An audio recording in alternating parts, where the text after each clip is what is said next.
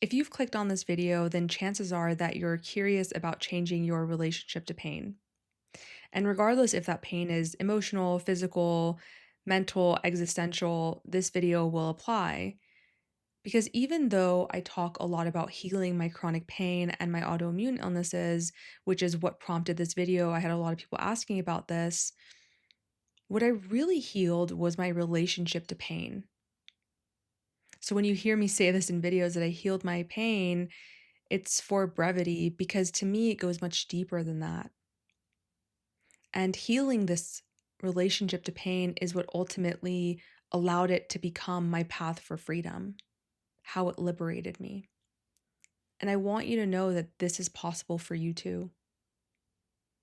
So today, I'm not going to share, the 3 steps to healing your chronic pain because I think that would be unethical. That's just me.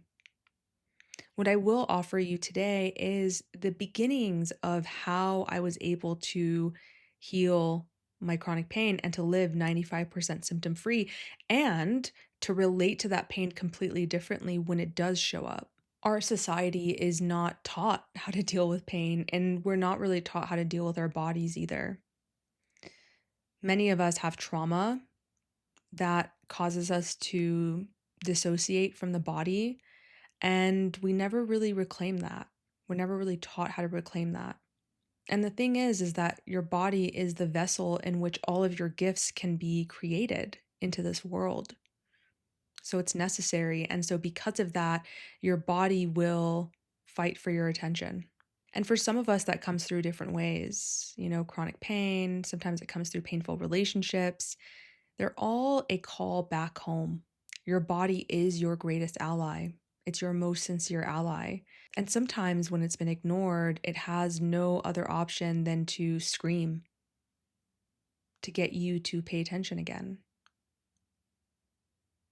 Sensation is the language of the body. It's how the body tells us that it's here and it needs attention. Our unconscious is stored in the body. So these parts of us, these sensations, are stories that lay dormant within us, waiting to be acknowledged, waiting to be accepted, witnessed. And yet our systems, our healthcare systems, and our society tell us to run from the pain, to cover it up, and to pretend it's not there. And it's so hard when you're in excruciating pain and fatigue day to day to not give in to that, to not want that as the way out, to not be constantly searching and seeking a way out of the pain. I mean, I can tell you that for the 13 combined years that I was in pain, I spent most of that trying to run from it, trying to get rid of it in any way I knew how. When I was 18, I was diagnosed with fibromyalgia, interstitial cystitis, Graves' disease, chronic fatigue syndrome, polycystic ovary syndrome, endometriosis. Over the next 3 years on my own, I figured out, how I could heal this. And this was a long time ago, aging myself here, which is totally fine. The internet wasn't what it is now, and nervous system work wasn't a thing, but that's ultimately how I was able to heal that. But 2 years later, I got chronic pain. And now I see, and I had chronic pain for 10 years and chronic Lyme disease as well, all these things. And now I understand that it was a deepening of the process. We often feel like we come to the same places again and again. But if we think about life as an upward spiral, we're just meeting the same things, yes, but at a deeper and deeper level. And I now understand that the chronic pain, there were a lot of reasons it could have come up, right? It's all conjecture. But I do believe that one of the reasons was for me to understand that it was never about the pain at all. Pain itself is neutral. Like everything else, it is neutral. It gains meaning when we give it meaning. And so this is actually quite empowering because if we are the ones that give meaning to things, then we get to change that meaning. And that's what I want to focus on today. How do we change the stories that we have about pain? I want you to think, and maybe you can write this in the comment or journal about this. What stories do I have about pain, about my pain, about pain in general? And maybe just consider that story, that belief is shaping your reality in some way. And this is not to say that your pain isn't real, because anyone who's had chronic pain knows that this is like the biggest thing that we fight against in the healthcare system, is like being told it's not real.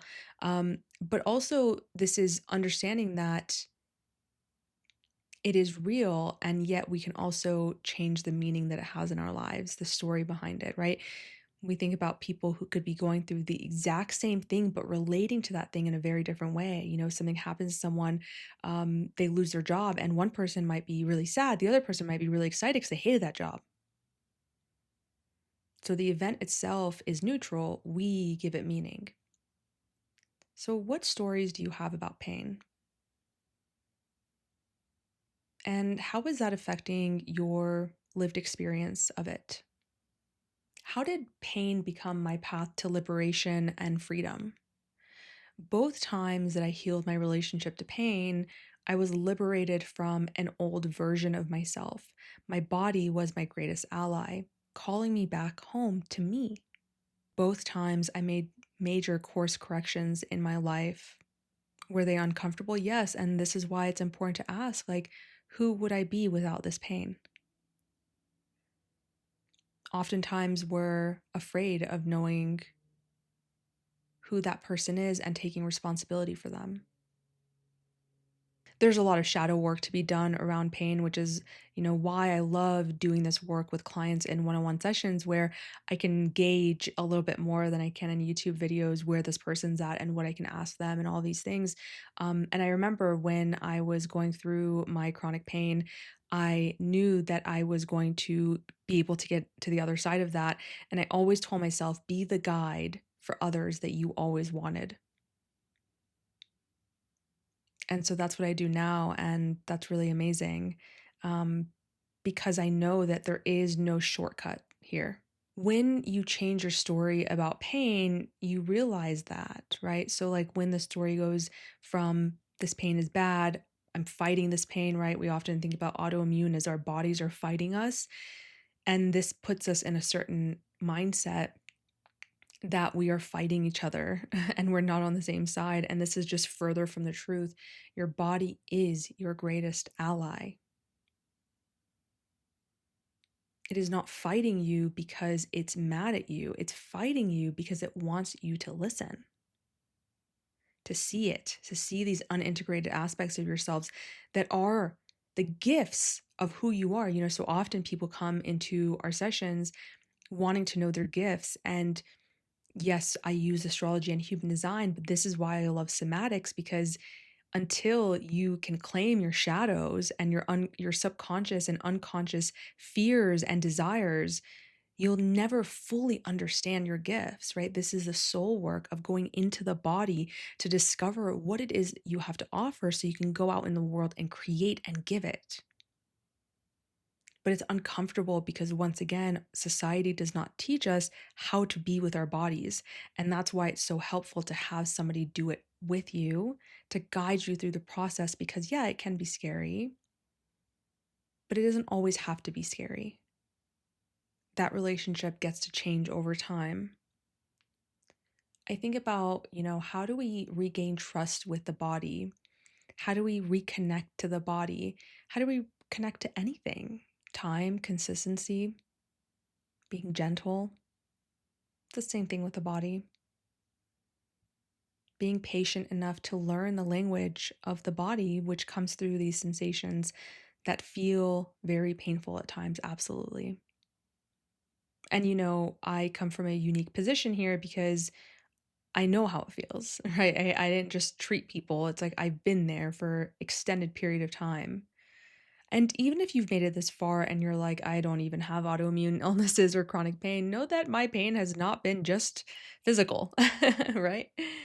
Lots of emotional pain. And actually, my autoimmune illnesses, the first time, liberated me from a very toxic slash abusive relationship when I was younger.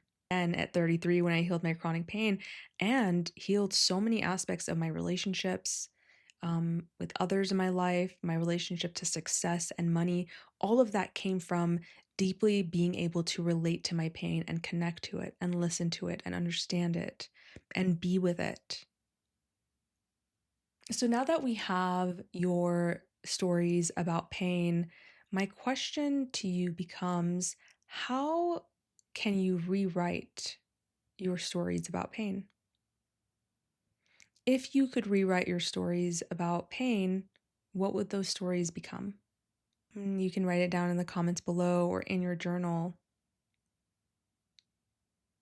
If I could rewrite my stories about pain, what would those stories be? And how would that affect my current lived experience of the pain? Sometimes when we're going through these like really hard times, it almost like hurts to be hopeful, right? Because you don't want those hopes to be disappointed. But I'm telling you that it is so possible for you. Your hope is not empty. It's very, very possible. Your pain can become your path to freedom, can become your path to liberation. In fact, that's what it really wants from you. It's for you to feel free and to feel good in that freedom. Thanks for being here with me and having this conversation. If there are other aspects of pain, chronic pain, I don't know, emotional pain that you'd like me to discuss, please let me know in the comments down below. Like I said, I've gotten requests to talk about this before. It's just such a vast subject. I could talk about it for hours and hours. So, yeah, just give me some direction here and we'll take it from there. I'll see you next time.